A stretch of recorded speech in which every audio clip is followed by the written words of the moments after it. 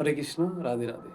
সামান্যতম ভুল এক রাজাকে কি করে কুকুরে পরিণত করলো, সেই কথা আজকে আমরা শ্রবণ করব। তো একদিন মহাপ্রভু যখন এক বয়স্ক ব্যক্তিকে বলছেন যে, দাদু, আজকে তোমাকে একটা কথা আমি শ্রবণ করাবো। তো দাদু বলছেন যে, নিমাই, তুই একটা কুকুরকে ধরে এনেছিস মন্দিরের বারান্দায়।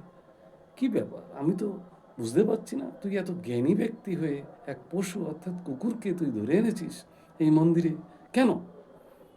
তখন চৈতন্য মহাপ্রভু বললেন, সেই কথা শ্রবণ করানোর জন্যই তো তোমাকে ডেকেছি।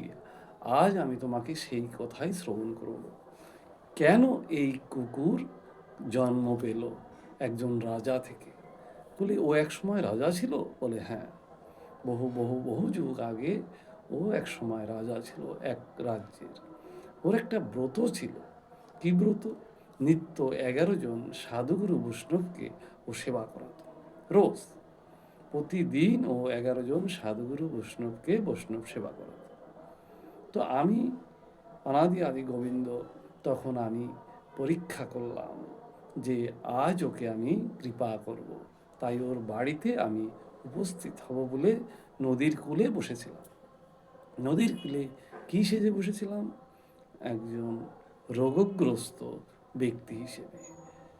তখন মাঝি যখন 10 জন বৈষ্ণবরা আসলো নৌকাতে উঠাতে, তখন কিন্তু আমি বললাম, আমাকেও নিয়ে চলো, আমার ভীষণ দরকার রাজার কাছে আজকে, আমি ওপারে যাব। কিন্তু বাকি যে 10 জন বৈষ্ণব, তারা বলল, ওনার গায়ে এত কুষ্ঠ ব্যাধি, শরীর খারাপ, ওনাকে তুমি নিতে পারবে না। উনি যদি যান নৌকায়, আমরা কিন্তু নেমে যাব। মাঝি পড়ল বিপদে। মাঝি তখন বলছে, আপনারা চুপচাপ বসুন, আমি ব্যবস্থা করছি। একদিকে 10 জন বৈষ্ণব, আর একদিকে অনাদি আদি গোবিন্দ কুষ্ঠরোগী বেশে বসে চললেন নদী পার হতে। তখন নদী যখন পার হয়ে গেলেন, তখন রাজা কিন্তু ওপারেই দাঁড়িয়েছিলেন সবাইকে স্বাগত জানানোর জন্য। সবাইকে, যে 10 জন অর্থাৎ সাধুগুরু বৈষ্ণব যে 10 জন, সবার কিন্তু পদধৌত হলো। কারণ বাড়িতে যদি কোনো সাধুগুরু বৈষ্ণব আসে, প্রথমে তাকে পা ধোয়াতে হয়। সেই জন্য রাজামশাই কিন্তু ওই 10 জনকে পা ধোয়ালেন, রানীমাও সঙ্গে ছিলেন। কিন্তু অনাদি আদি গোবিন্দ যে রোগগ্রস্ত অবস্থায় ওই বাড়িতে গেলেন কৃপা করতে, ওই দিন ভগবানের কিন্তু পা ধোয়ানো হলো না। তারপর সবাইকে লাইন দিয়ে বসানো হলো। কি করতে? লাইন দিয়ে বসানো হলো সেবা দিতে। সবাইকে সেবা করানো হলো, ভগবানকে এক সাইডে দেওয়া হলো। কিন্তু সবার যখন খাওয়া শেষ হলো, আহার শেষ হলো, সেবা শেষ হলো, সবার উচ্ছিষ্ট অর্থাৎ এই যে 10 জন সবার যে সেবা পাচ্ছিল, সেই সেবা উচ্ছিষ্ট কিন্তু রাজামশাই নিলেন। কিন্তু ভগবানের যে উচ্ছিষ্ট, সেটা কিন্তু রাজামশাই নিলেন না।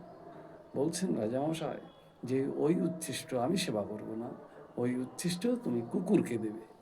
এই বলে কয়েকজন কর্মচারীকে ডেকে ওই উচ্ছিষ্ট যখন কুকুরকে দেবেন বলে ছুঁড়ে মারলেন, ঠিক তখনই ওই মুহূর্তে গরুর মহারাজ উপস্থিত হলেন।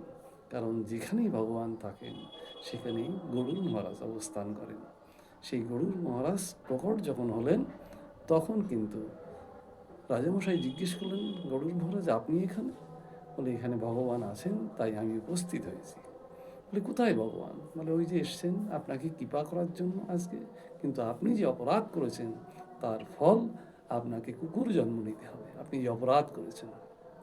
তখন রাজামশাই কাঁদতে কাঁদতে ভগবানের কাছে গেলেন, গিয়ে বললেন, হে অনাদি আদি গোবিন্দ, আমি আপনাকে চিনতে পারিনি, আমি আপনাকে বুঝতে পারিনি, আমার অপরাধ ক্ষমা করুন। তখন ভগবান বললেন, দেখো, আমার ভক্ত যে অভিশাপ দিয়েছে সেটা কাজে লাগবেই, কিন্তু তোমাকে আমি কথা দিচ্ছি, তুমি কুকুর হয়েই জন্ম নেবে। কিন্তু কোথায়?